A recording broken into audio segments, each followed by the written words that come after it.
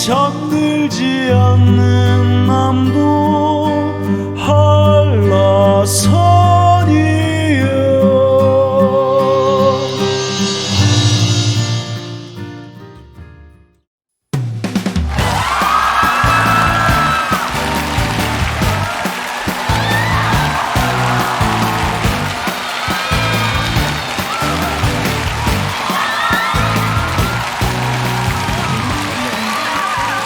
사랑하는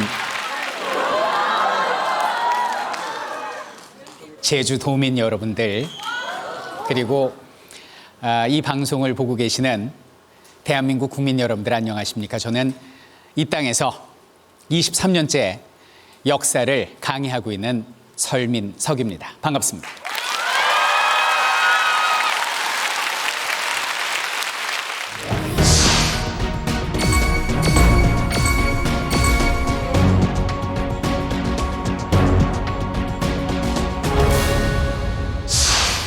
오늘 우리가 함께할 주제가 1948년 4월 3일 날 있었던 제주 4.3 사건인데요.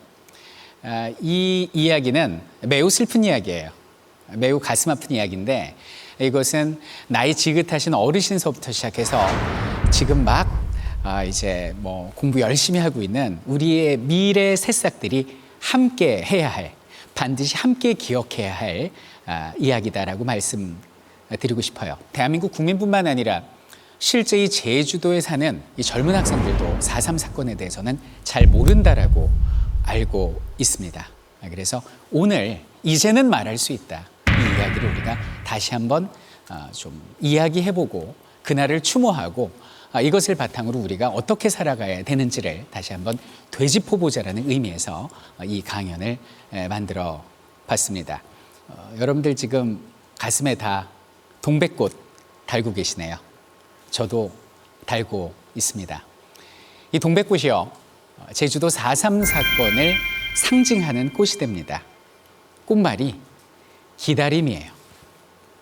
어찌 보면 70년 전 그날 죄 없이 억울한 죽임을 당하신 그분들이 진상을 규명하고, 그리고 그 진실을 다시 밝혀지는 시간, 이 70년을 어찌 보면 하늘에서 기다려왔는지도 모르겠습니다. 우리가 함께 공감하는 그런 멋진 시간을 가져봤으면 좋겠습니다. 제주 4.3 이야기 지금부터 시작합니다.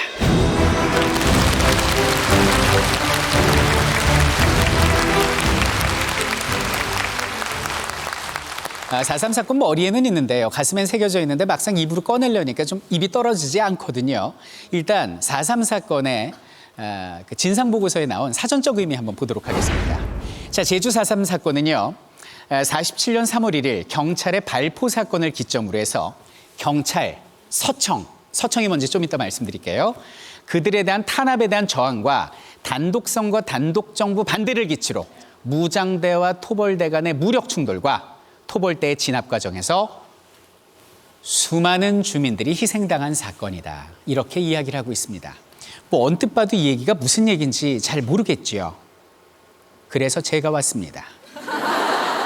4.3 사건을 먼저 우리가 배우기 전에 이제 배경 지식이 조금 필요한데, 우리가 꿈꿨던 일제강점기가 끝나는 1945년 8월 15일 광복의 그날로 한번 떠나보도록 하겠습니다.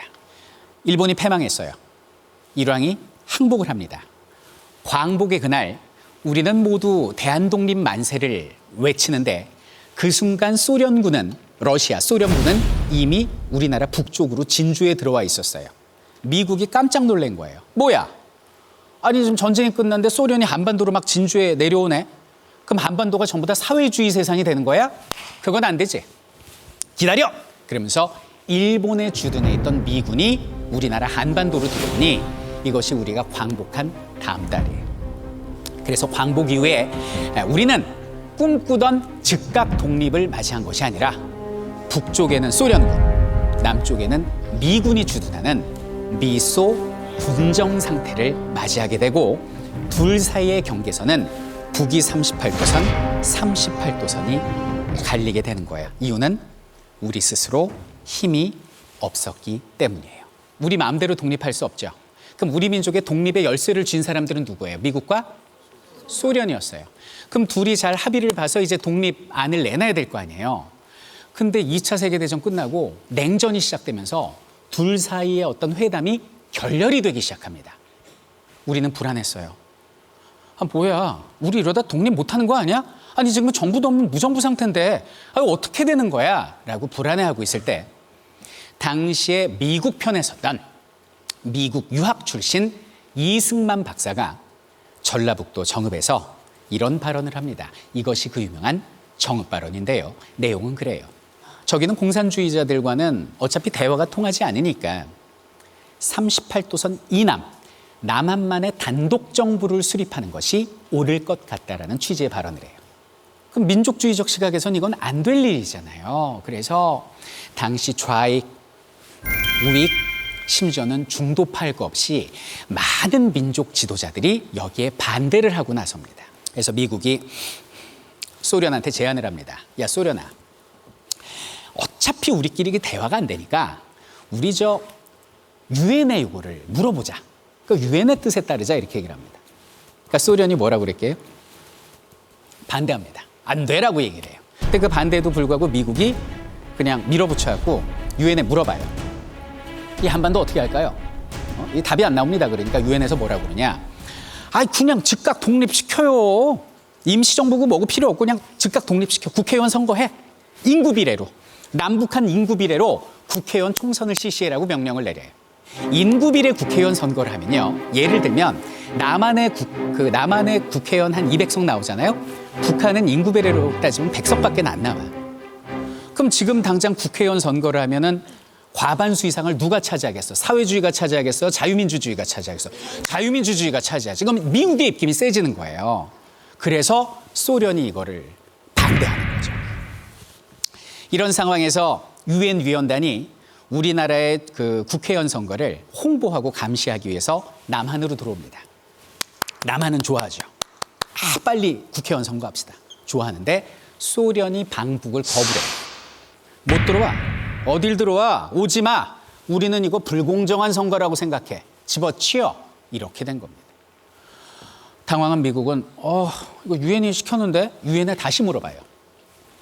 저기 지금 소련이 선거 못하겠다고 그러는데 어떡할까요? 라고 하니 유엔에서 뭐라고 다시 명령을 내리냐. 그렇다면 실시 가능한 지역에서만 유엔 감시하에 인구비례 총선, 국회의원 선거를 실시하라 이렇게 얘기를 합니다.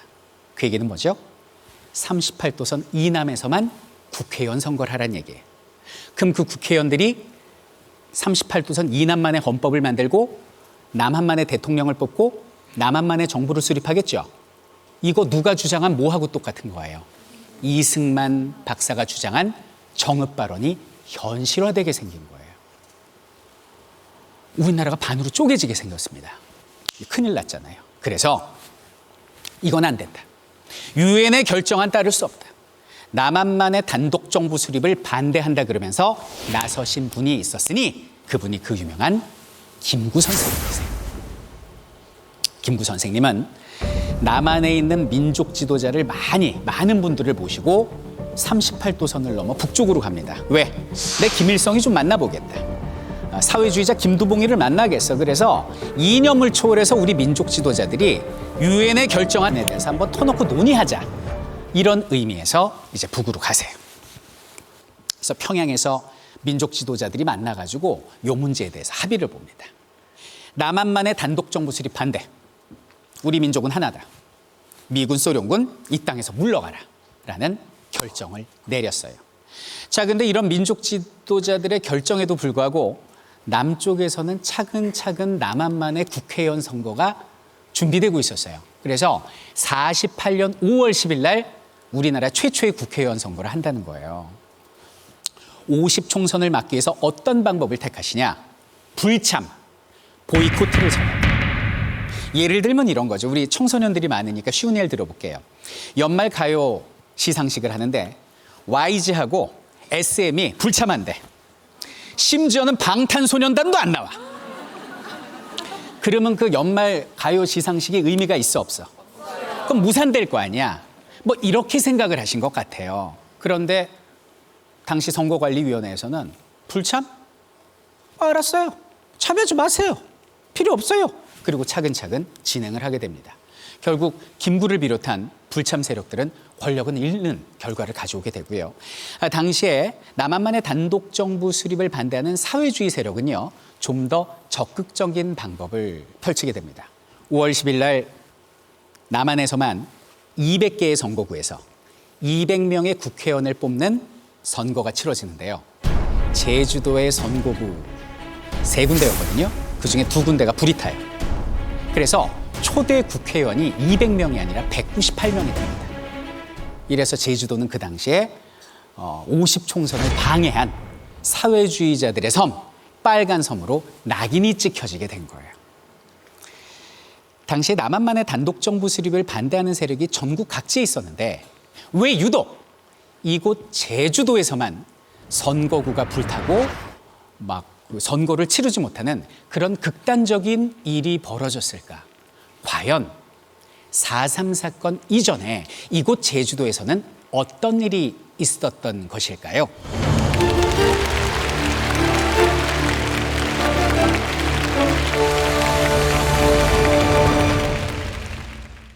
제주도의 역사적 특성을 좀 알아야 될 것 같아요.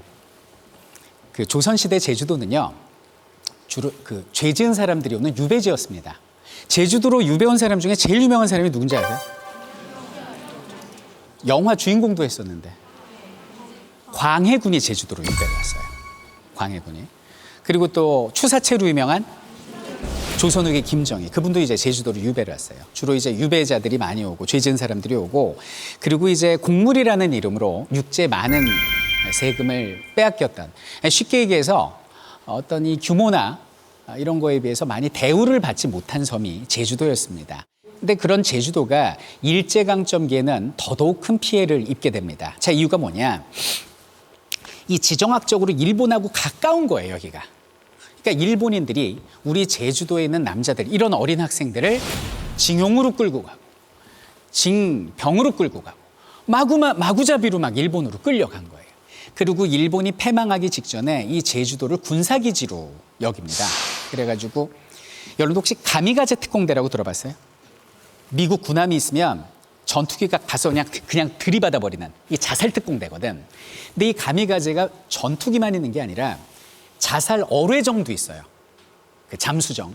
그 잠수정들을 숨겨놓는 기지로 제주도를 딱 정해요. 이 제주도를 파헤치기 시작하는데 해안 동굴을 파. 그리고 자살 특공대 잠수정을 거기다 감춰놓습니다. 일본인들이. 그러면 2차 대전 막바지에 미국은 뭐예요? 제주도가 요새니까 또 제주도를 공격할 거 아니에요. 일본인들에 의해서 어뢰정 숨기는 동굴 만든다고 강제 노역당해 우리 제주도민 너무 힘든 상황이었어요.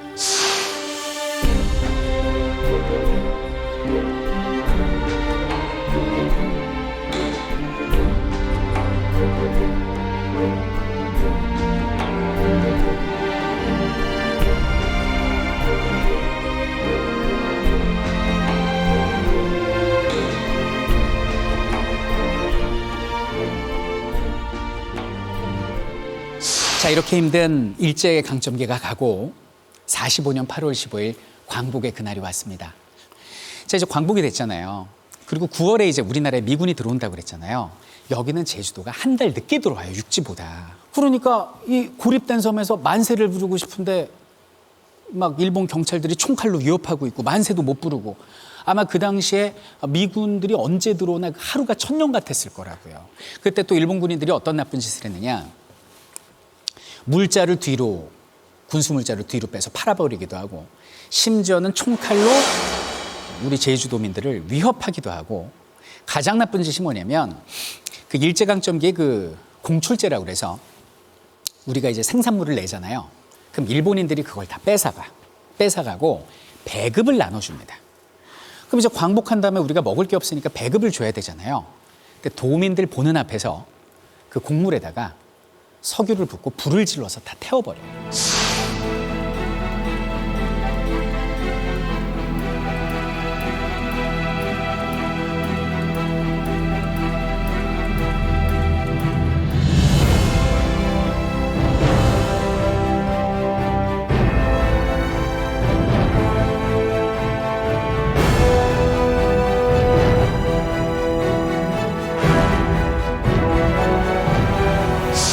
이렇게 2달 보름이 흘렀어요. 그리고 이제 일본군들 물러가고 새로 이제 미군이 제주도로 들어왔습니다. 우리 도민들은 그때까지만 해도 희망을 가졌습니다. 자, 이제 미군들이 들어왔으니까 보기 싫은 친일파들, 친일파 경찰들 다 처단해 주겠지. 그리고 어떤 새로운 세상을 만들어 주겠지라고 생각했는데 당시 미군정의 행보는 정반대로 흘러갑니다. 미군정은요, 제주도뿐만 아니라 전국에 있는 남한 지역에 있는 친일파 경찰과 친일파 공무원을 그대로 등용을 해요. 자, 미국이 왜 그랬을까? 더 이상 미국의 적은 일본, 나치가 아니고 이미 패망했으니까 새로운 사회주의 소련이었습니다. 그러니까 여기는 미국의 생각은 일본하고 여기는 한반도를 잘 아울러서 밀고 내려오는 소련과 어떤 대결 양상을 펼쳐야겠다, 이 생각을 하고 있었다고요. 그래가지고 우리 제주도에 들어와가지고 친일파 경찰을 다 등용을 한 거예요. 그래서 조금 시간 지나잖아요. 전체 경찰 고위 간부 중에 거의 80% 이상이 친일파 출신 경찰이었다는 거죠. 뿐만이 아닙니다. 당시 제주도를 도에서 도로 승격시켜 미군정이 앞에 도는 섬도자고 뒤에 얘기한 도는 길도자인데 쉽게 얘기해서 섬이었던 전라도 부속이었던 제주도를 경상도 전라도하고 같은 급으로 만들어줬다는 얘기예요. 자, 그럼 친구가 생각할 때 이건 나쁜 거예요, 좋은 거예요? 엄핏 들으면 좋은 거 같죠? 커졌으니까. 이게 안 좋아요. 자, 왜 안 좋으냐? 일단 도로 승격이 되다 보니까 전라도에서 오는 물자가 끊겨요. 지원이 끊깁니다. 너희도 똑같은 돈인데 왜 지원을 해주냐 이거지. 또 두 번째는 뭐냐면 이 범위가 커지다 보니까 더 많은 세금을 내야 했다고. 당시 제주도는 광복 이후에 일본에서 이제 다시 우리 땅으로 돌아온 사람들이 6만 명이었어. 일자리는 그대로인데 사람은 많아져. 그럼 뭐가 높아져요? 실업률이 높아집니다. 전염병이 돕니다. 흉작이 돕니다. 경제적으로 너무 어려운데 세금을 더 내라고요? 지원은 끊는다고요? 아유, 우리는 도로 승격되는 거 싫습니다. 라고 했지만 미군정은 그냥 도로 승격시켜버려요. 그리고 도의 개념이 됐으니 더 많은 치안 유지를 위해서 경찰력이 필요하지 않느냐? 그러면서 육지에서, 외지에서 경찰을 불러. 이 경찰을 뭐라고 부르냐면, 자, 다 같이 한번 따라해보죠. 응원경찰. 제주도에 있는 경찰을 응원해주기 위해서 오는 경찰, 그래서 외지 경찰을 응원경찰이라고 했는데 이들도 역시 친일파 출신이었다. 자, 그럼 친일파 출신 경찰들이 어땠겠습니까? 지난 35년 동안 일제강점기 동안 그들의 그 권위적인 모습과 악랄함과 그 표독함을 그대로 갖고 있는 사람들이 여기는 제주도에 온 거예요. 이런 것 때문에 여기는 제주도민들은 미군정에 대해서 상당한 불신과 불만을 가득 가지고 있었다. 광복 이후에. 그렇게 2년의 세월이 흘러가요. 그리고 운명의 1947년 3월 1일 그 끔찍한 3.1 발포 사건이 시작되게 됩니다. 1947년 3월 1일은요, 3.1운동 28주기를 맞이하는 기념 행사였습니다. 지금은 그냥 유적지로 돼 있지만 여러분들 관덕정이라고 아시죠? 그 관덕정. 그러니까 서울로 따지면은 이제 뭐 저 시청 앞 광장 같은 곳이죠. 거기서 이제 가두 시위하는 평화 시위였습니다. 근데 사람들이 많이 모이니까 당시 이제 제주도 경찰서에서는 좀 두려웠나 봐요. 그래서 육지에서 응원 경찰 좀 더 보내달라고 그래서 이제 100명이 더 충원돼서 온 상태였습니다. 그래갖고 이제 3.1 만세 만세 부르고 하고 있는데 이제 구경꾼들도 많이 왔을 거 아닙니까? 그때 이제 경찰이 말을 타고 가고 있는데 코너를 딱 돌 때 한 6살쯤 먹은 어린아이가 뛰어나온 거예요. 근데 그 경찰이 미처 피하지 못하고 그 아이를 치고 지나간 겁니다. 말발굽에. 그러면은 제대로 된 경찰이면 어떻게 해야 돼요? 아니, 지금으로 따지면 경찰차가 6살 먹은 어린아이를 친 거야. 그럼 내려서 일단 그럼 응급처치하고 병원으로 아이를 가서 치료받게 하고 정중히 사과하고 잘못한 게 있으면 진상규명해서 처벌받고, 이게 정의잖아요. 그죠? 경찰은 아이를 치고 그냥 달려요. 도민들이 터져버린 거예요. 저 사람 잡아라. 뺑소니 잡아라 그러면서 우리 도민들이 쫓아갑니다. 쫓아가면서 계속 말 타고 도망가니까 막 돌을 던지면서 쫓아갔어요. 그 경찰이 이제 막 경찰서로 이제 도망을 갔습니다. 근데 경찰서에 있던 경찰들이 딱 보니까 경찰이 말을 타고 도망을 오는데 뒤에 막 군중들이 우하고 몰려오고 있거든요. 아, 폭동인가 보다. 경찰들이 오인을 한 거예요. 그래가지고 여기 있는 경찰들이 총을 겨눠요. 그 자리에서 발포를 합니다. 그래서 무려 6명의 사망자가 나요. 그런데 너무나 가슴 아픈 것이 정작 돌 던지고 쫓아온 사람들 이외에 그냥 구경 나온 아무 죄 없는 어린이와 여성들이 피해를 입었다. 당시 사망자 명단을 보면요. 15살 먹은 어린아이가 있습니다. 그리고 젖먹이를 안고 있었던 21살 어린 여인도 있었어요. 이들이 무슨 죄가 있다고 옆에서 이 총을 맞아야 했는가. 우리 도민들 분노했습니다. 도민들이 모여가지고 당시 제주도 경찰서로 쳐들어갑니다. 이 도민들한테 발표한 그 경찰 진상규명하고 책임자 처벌해라. 이 요구가 잘못된 겁니까? 정상적인 겁니까? 이건 당연히 해야 될 요구잖아요. 그때 제주도 경찰서에서 어떻게 했는지 아세요? 제주 도민들을 향해서 기관총을 거치합니다. 그리고 당장 발포할 태세를 취해요. 이거 일촉즉발이었어요.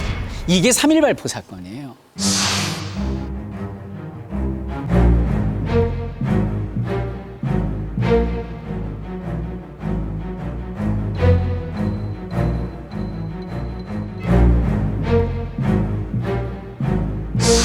이 큰일 나게 생겼으니까 당시 제주도의 기자님들이 그만하세요.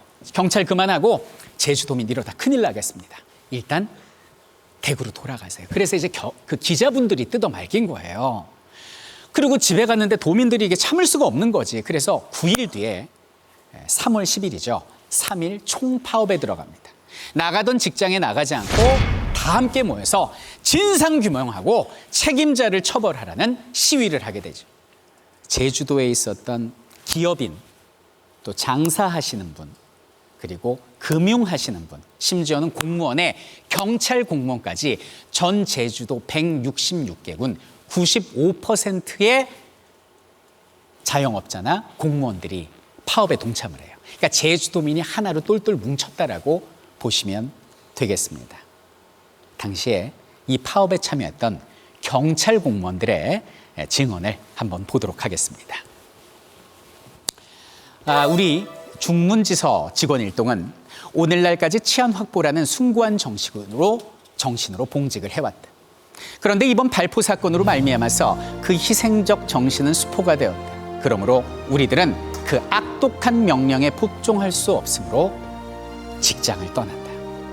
자, 이 사실이 제주도뿐만 아니라 서울 지역까지 쫙 알려지게 됩니다. 그래서 지금으로 따지면 서울경찰청에 해당하는 당시 중앙경무부까지 알려지게 되는데, 당시 중앙경무부장 조병옥은 뭐라고 얘기를 하느냐. 그 사람이 아예 제주도에 와요. 와가지고 제주 공무원들을 다 불러놓고 뭐라고 그러냐. 이 제주도민들 왜 이렇게 사상이 불온해? 이 사회주의자야? 뭐야 이게? 만약에 이런 식으로 나오면 제주도민들을 다 싹 쓸어버리겠다라는 취지의 발언을 해요. 여러분들, 이 사건이 지금 사회주의하고 무슨 상관이 있습니까? 아니, 주민들한테 어린아이 치고 주민들한테 발포한 사건 진상규명하라는 거잖아요. 이게 사회주의하고 무슨 상관이 있어? 겁니다. 그래서 그 이후에 수많은 응원경찰이 속속 제주도로 몰려들게 되고요. 그 끔찍한 이름 서북청년회, 서북청년단도 제주도로 들어오게 됩니다. 자, 서북청년단이 뭐냐? 한반도 지도 머릿속에 그려오세요. 서북 쪽이면 어딘가요? 평안도네. 북한 땅이죠. 남한에 내려와서 뭐를 외쳐야 살 수가 있어? 반공입니다. 친미와 반공을 외치는 거죠. 이 사람들이 서북청년단이에요. 그 서북청년단들 중에서 어깨 좀 떡 벌어지고 주먹 좀 쓰고 소위 말해서 건달기 있는 사람들한테 완장을 채워줘. 그리고 제주도로 보내옵니다. 자, 보내올 때 그들은 어떤 명목으로 올까요? 경찰의 명목으로 와요. 아까 이 제주도 경찰들 파업했죠. 그만뒀죠. 그 자리를 응원경찰과 서북청년단 출신 건달들이 채우기 시작한 거죠. 이 사람들이 좌익 세력을 색출한다는 명목하에 사람들을 잡아가두고 고문하기 시작하고 이런 일이 1년 동안 계속됩니다. 그리고 오늘 이 자리에 주제인 운명의 1948년 4월 3일 그 제주 4.3 사건이 벌어지게 되는 것이죠.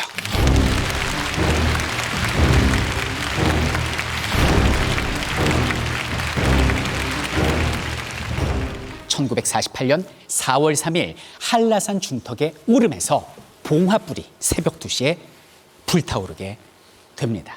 그리고 좌익 세력들은 남한만의 단독 정부 수립을 저지한다라는 명분으로 무장 봉기를 일으켰으니 이것이 제주 4.3 사건이에요.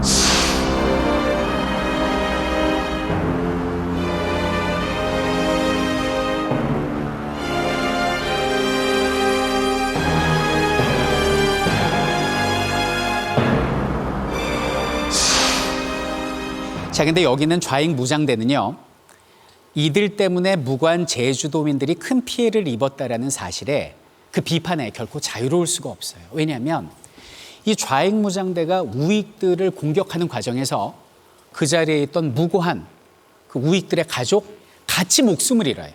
이들도 책임이 있다. 비판에서 자유로울 수 없다라고 말할 수가 있겠습니다. 자, 이렇게 해서 이제 무장봉기까지 벌어지니까 이제 뭐 총 대 총이죠. 완전 이제 전쟁이 일어날 상황입니다. 이때 신락 같은 희망이 비칩니다. 당시 정부에서는요, 그 군대를 투입하라고 그랬어요. 그래가지고 제주도에 주둔하고 있던 구연대가 있었는데 당시 구연대장 김익렬이라는 분이에요. 이분한테 토벌하라고 했더니 김익렬 연대장이 이렇게 얘기를 합니다. 이번 사건은 그 제주도에 있는 경찰과 주민 사이의 마찰로 벌어진 사건인데 여기에 군대가 동원되는 것은 옳지 않다고 생각한다. 적절치 않다고 생각한다. 평화적으로 이 문제를 해결해 보겠다 이렇게 된 거예요. 그래서 산 위에 있던 좌익 무장대 총책임자였던 김달삼과 여기 있는 구연대장 김익렬 둘이 구억국민학교에서 만납니다. 그래서 서로 대화를 나눠요. 그때 좌익 쪽에서는 이렇게 얘기를 합니다. 우리는 남한만의 단독 정부 수립 반대합니다. 그리고 응원경찰, 외지경찰 다 철수시켜 주시오. 그리고 우리가 화해를 하면 우리 신변 보장해 줄 겁니까? 당신 일개 연대장인데 당신 힘으로 이 평화협정 이거 믿을 수 있는 겁니까? 라고 얘기를 해요. 그때 김익렬 연대장께서 말씀하십니다. 하루바삐 귀순해서 우리 손 합쳐서 자주 독립합시다. 제가 일개 연대장 자격으로 온 게 아니라 미 군정장관의 명령으로 이 자리에 왔습니다. 우리 같이 평화적으로 해결합시다. 라고 해서 평화회담으로 합의를 봐요. 그래서 72시간 내에 전투를 중지하고 평화롭게 대화로서의 얘기를 풀자라고 약속을 합니다. 그래갖고 그 약속이 지켜지는 듯 했는데 그 약속이 지켜졌다면 비극도 없었고 오늘날 이 자리에 제가 설 일도 없었겠죠. 그런데 그 약속은 결렬이 돼요. 얼마 안 있다가 우익 청년들이 마을에 불을 지릅니다. 이거는 약속을 깨는 행위죠. 근데 이 황당한 것은 하늘에서 미국 군용기가 항공 촬영을 하고 있었어요. 이게 무슨 얘기입니까? 우익들의 방화 사건을 미 군정이 미리 알고 있었다는 얘기인가요? 그럼 우익들이 방화하는데 그 배후에 미 군정이 있었다는 얘기입니까?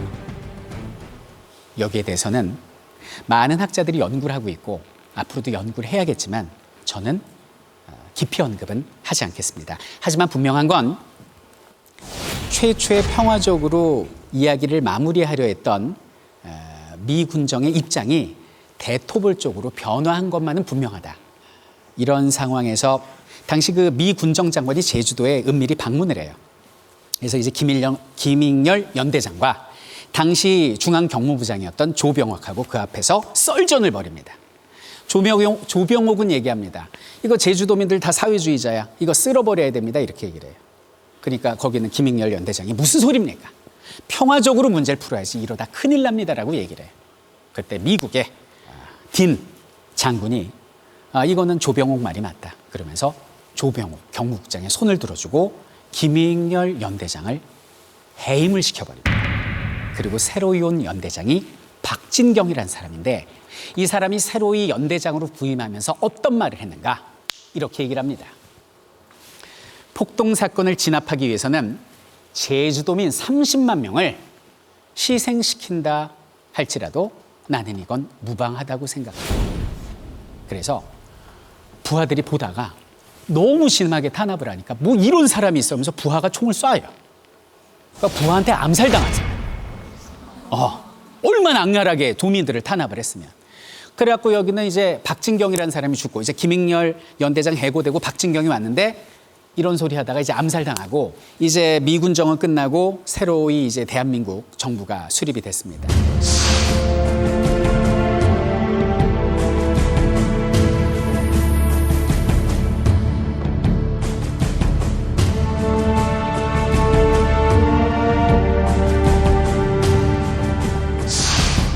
여기는 이승만 정권이 수립이 됐는데 정권이 수립되니까 제주도는 이제 어떤 섬이 됩니까? 여기만 선거를 못 치렀잖아요. 이건 대한민국 정부 수립의 어떤 반기를 든 빨간 섬으로 낙인이 찍혀진 거예요. 그래서 대대적으로 제주도 토벌 명령이 중앙에서 내려져요. 당시 중앙정부는 군대를 더 동원해서 서북청년단, 응원경찰 약하다 이거죠. 군대를 동원해서 제주도를 토벌하라고 그럽니다. 이거 1980년 광주 5.18하고 뭐가 다릅니까? 당시 광주도 고립돼 있었고 공수부대가 투입돼서 광주 시민들을 학살한 사건이잖아요. 그 비슷한 상황이 이미 한참 전에 이 제주도에 있었다는 거예요. 그래서 당시 정권이 여수 있잖아요. 전라도 여수. 여수에 있는 14연대한테 명령을 내려요. 가서 제주도 토벌하라고. 근데 여수에 있는 군인들이 반발을 합니다. 아니 제주도면 같은 우리 민족인데 우리가 왜 우리 민족의 목에 촛불을 겨눕니까? 난 당신이 마음에 안 들어. 그러면서 거기서 들고 일어나요. 10월 19일 날. 그래서 여수에서 들고 일어나서 이 군인들이 순천까지 밀고 들어가거든요. 이게 그 옛날식 표현으로 여수 반란 사건입니다. 지금은 여순 사건이라고 표현을 하죠. 이것 때문에 여수에 있는 무고한 주민들도 엄청나게 보복을 당하게 됩니다. 이제 경찰, 서북청년당, 그리고 구연대, 군인까지 하나가 된 토벌대가 이제 제주도민들을 학살하기 시작하는데 당시 프로젝트 이름이 뭐냐? 삼진작전이었어요. 삼진이 뭐냐? 자, 제주도에 있는 좌익 세력들을 태워 죽이고 굶겨 죽이고 죽여 없앤다. 해안선을 기준으로 5km를 딱 그어요. 그래서 5km 이상에 있는 중산간부터 한라산 정상까지에 사는 사람들은 다 죽여라. 거기에 발을 디디면 죽여라라는 발을 디디지 못하게 하는 금종령을 내려요. 왜냐하면 당시 좌익은 힘이 없으니까 다 총을 들고 산 위로 빨치산처럼 올라가 있었거든. 그래서 오름이나 해안 동굴에 숨어 있었거든요. 그래서 중산간에 있는 사람들을 해안가로 내려보내는 주소지를 바꾸는 소개 명령이 내려져요. 그래서 중산간에 있는 사람들은 뭣도 모르고 해안가로 오게 된 거죠. 그때 그 중산간에 있는 사람들 중에 소식을 못 들었거나 아니면 아유 나 여기 내 밭도 여기 있고 우리 똥도 여자들 여기 다 키우는데 내가 어딜 가 나 여기 있을 거예요 라고 그 자리에 남은 사람들은 이유 불문하고 전부 다 군인에게 총살을 당하게 됩니다. 끔찍한 학살극이 벌어지게 되죠.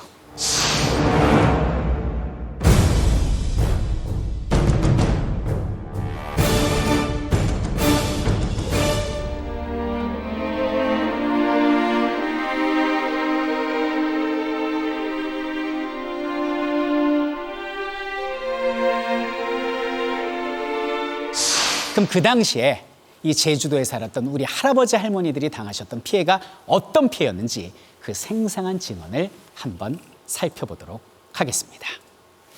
자, 보실까요? 이 사료는 안인행 씨의 증언이 되는데요. 어떤 이유에서 이분이 군인 앞에 섰는지는 몰라요. 예를 들면 이들 가족 앞에 와서 경찰이 야, 니들 사라진 가족 어디 있어? 라고 물었을 수도 있고 아니면 가족 중에 사회주의자가 있었을 수도 있고 아니면 좌익 무장대의 행방을 물었는데 대답을 못했을 수 있어요. 그 이유는 모르겠으나 엄마와 함께 좌익으로 몰려서 굴비엮듯이 묶이게 됩니다. 당시 안인행 씨는 13살 어린 소년이었습니다. 동생은 그 밑으로 10살, 7살, 4살 동생들이 있었는데 당시 어머니가 울고불고 살려달라고 그래서 10살, 7살, 4살 동생들은 다행히 빠졌고요. 어머니와 함께 밧줄에 묶인 상태였어요. 안인행이라는 13살 난 어린아이가. 그때 갑자기 따라라라라 하는 총소리가 들려서 이 총소리가 나니까 엄마는 어떻게 했겠어요? 반사적으로 아들을 살리기 위해서 아들을 꽉 끌어안게 됩니다. 그때 어머니의 등으로 총알이 빗발치게 쏟아지게 됩니다. 그리고 어머니는 꼬꾸라지고 그 어머니의 뜨거운 피가 어린 안인행의 온몸을 적시게 됩니다. 안인행은 피눈물도 함께 흘렸을 거예요. 그 상황에서 숨도 쉬지 못하고 있는데 군인들이 와서 살아있는 놈 다 죽이라고 그러면서 대검으로 다 찌르고 다녔다는 거예요. 시신들을. 그때 자기를 보호하고 있는 엄마의 시신도 대검으로 찔리고 요동치는데 그때 안인행은 너무나 슬퍼서 뭐라고 표현도 할 수 없었다. 얼마나 그 당시의 상황이 트라우마로 남았는지 만약에 연극이나 영화로 이거를 만든다면 근데 그날의 일을 상세하게 설명할 수 있다. 이렇게 증언을 하고 있습니다. 자, 또 다른 증언을 보겠습니다. 60대 노부부인 안만규, 김인하는 3살 된 손녀 1명과 1살 된 손자를 데리고 급히 냇가로 피신합니다. 그저 사회주의 세력으로 몰렸다라는 그 이유 아닌 이유 때문에 피신을 한 거죠. 그래서 굴을 찾아서 몸을 숨겼는데 아이가 3살 1살이니까 응애하고 울었나 봐요. 그 울음소리가 새나가니까 진압군들은 정상적인 사람들이라면 나오라고 그래야죠. 어린아이 울음소리가 나오면. 근데 묻지도 않고 그 안으로 수류탄을 집어던져서 모두 다 폭사시켰다. 이 자리에 제가 사료를 갖고 나오지 못한 너무 끔찍한 증언들이 많아서 일일이 소개해드리지는 못하는데요. 하나만 더 말씀드리면 여러분들 그 제주도에 빌레못이라고 있습니다. 선사시대 유적지인데요. 그곳에 숨어있던 사람들이 토벌대한테 들켜요. 그 토벌대가 오더니 3살 난 어린아이의 양팔을 잡고 바위에 패대기를 쳐서 죽였다는 거예요. 여러분들, 제가 아들이 하나 있어요. 올해 3살입니다. 이제 아빠, 엄마, 이제 말 뛰고 이제 한창 뛰어도 놀아야 될 아이가 무슨 죄가 있다고 왜 그런 잔인한 방법으로 죽음을 당해야만 합니까? 그리고 그 모습을 지켜보는 당시의 부모와 가족들의 심정은 과연 어땠을까를 생각하면 너무나 가슴이 아프고 목이 메인다라고 말씀드릴 수 있겠습니다. 자, 그리고 제가 사진 한 장을 좀 보여드리겠습니다. 저는 이 사진을 차마 볼 수가 없는데요. 진아영 할머님의 사진이에요. 당시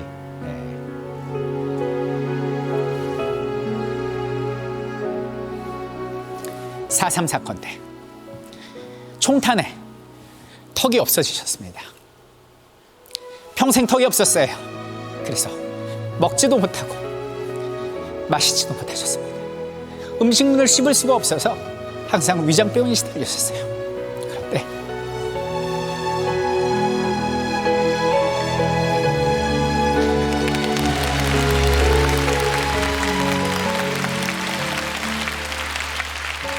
그런데 그 할머니가 너무 아픈 것은 이 음식물을 씹어서 소화시키지 못해서 아픈 속보다 그날의 그 참상을 평생 말하지 못하고 살아야 하는 그 아픔, 그것이 더 큰 아픔이지 아니었을까라는 생각을 해봅니다. 1948년 4월 3일부터 시작된 그 끔찍한 비극의 역사가 1954년까지 무려 7년 동안이나 이 제주도 땅에서 자행되었다. 이때 제주도민 30만 명 중에 10분의 1에 해당하는 3만 명이 학살을 당합니다. 자, 그런데요, 제주도민들의 아픔은 여기서 끝난 게 아닙니다.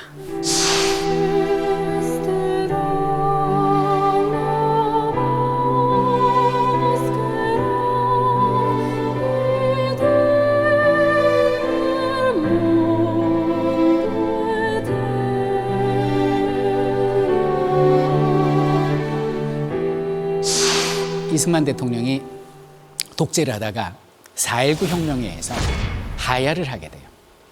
그리고 이제 새로운 정권이 들어섰어요. 그게 이공화국입니다. 그러면 다시 진상조사하고 책임자 처벌하고 이 제주도민에 대한 사과랄지 배상이랄지 여러 가지 정책들이 행해질 거라고 기대를 했는데 바로 5.16 군사 쿠데타가 벌어지게 돼요. 반공을 제1의 국시로 하는 미국을 최대의 우방국가로 여기겠다라는 군부가 등장을 하게 됩니다. 입 밖으로 꺼낼 수가 없었어요. 금치거가 됩니다. 이 제주 4.3 사건이 최초로 전국에 있는 대중들한테 알려진 게 1978년에 쓰여진 순이 삼춘이라는 소설로 인해서 세상에 알려지게 되는데요. 당시에 작가는 그 소설을 썼다는 이유만으로 용공분자로 몰려서 끌려가서 고문을 당하게 됩니다. 그 누구도 아무도 이 사건을 입에 담을 수가 없었어요. 그렇게 세월이 지납니다. 박정희 정권 끝나고 전두환 정권, 노태우 정권, 그리고 김영삼 정권 때까지 침묵이 계속되다가 김대중 전 대통령 때에 이르러서 이 사건이 공론화가 되고 그리고 4.3 제주 특별법이 통과가 되죠. 그리고 노무현 전 대통령 때에 이르러서 대한민국 대통령으로서는 최초로 국민을 대표하는 대통령이 그 당시에 희생된 희생자와 유가족들 그리고 제주도민들 앞에 고개 숙여 사과하는 그런 역사적인 사건이 일어나게 됩니다. 그 당시의 영상을 준비해 봤습니다. 국정을 책임지고 있는 대통령으로서 과거 국가 권력의 잘못에 대해 유족과 제주도민 여러분에게 진심으로 사과와 위로의 말씀을 드립니다.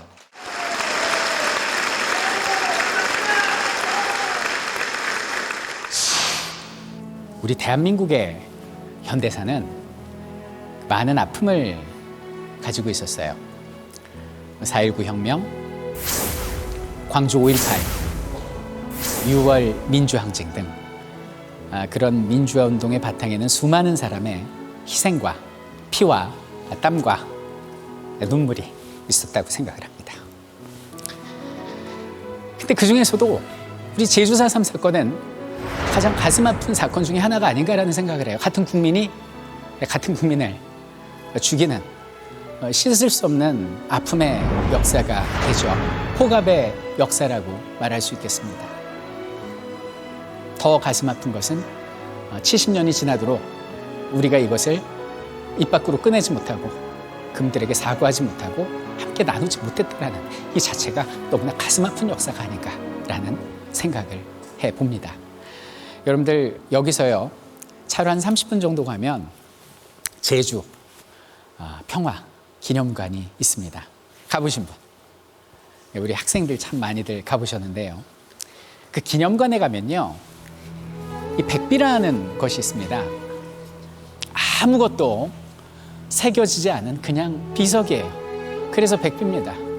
왜 아무것도 새기지 못했을까요? 입 밖으로 꺼낼 수 없었으니까 공론할 수 없었으니까 추모할 수 없었으니까 이 4.3도 이름조차 없어요. 뭐 4.3 폭동, 4.3 소요 사태, 4.3 항쟁, 4.3 사건 이름조차 지을 수 없었던 거죠. 희생자의 넋을 위로하기는커녕 우리는 그 어떤 행위도 할 수가 없었던 거예요. 저는 이 땅에서 일어난 수많은 역사적 이야기들을 다양한 장소에서 다양한 계층 앞에서 강연을 해왔습니다. 그런데 이번에 4.3 사건 관련 강연 준비를 하면서 저는 가장 아파했고 가장 많은 눈물을 흘렸던 것 같아요. 이 너무도 슬프고 가슴 아픈 이야기에 여러분들도 지금 함께 눈물을 흘리고 굉장히 우울할 거라고 생각을 하는데요. 이제 마지막으로 정리를 하면 전 이렇게 생각해요. 이 슬픔과 비극 속에서 우리는 또 하나의 희망을 보고 있지 않은가. 그 희망은 뭐죠? 이제는 말할 수 있다라는 거죠. 이제는 추모할 수 있다라는 거예요. 이제는 우리가 이 비극을 함께 나눌 수 있다라는 것이죠. 그래서 저기 아무것도 쓰여져 있지 않은 백비에 우리가 이 역사를 함께 새기고 있는 것이 아닌가라고 생각을 하고요. 기억되지 않는 역사는 반복된다고 하지 않습니까? 이제라도 이 비극의 역사를 우리 제주도민과 전국에 있는 대한민국 국민이 바로 알고 추모하고 각성한다면 다시는 이런 비극이 이 땅에서 되풀이되지 않을 거라고 굳게 믿습니다. 제주 4.3 사건은 더 이상 묻히고 감출 역사가 아닌 반드시 기억돼야 할 우리 대한민국의 역사라는 사실, 오늘 함께 해주신 여러분들 감사드립니다.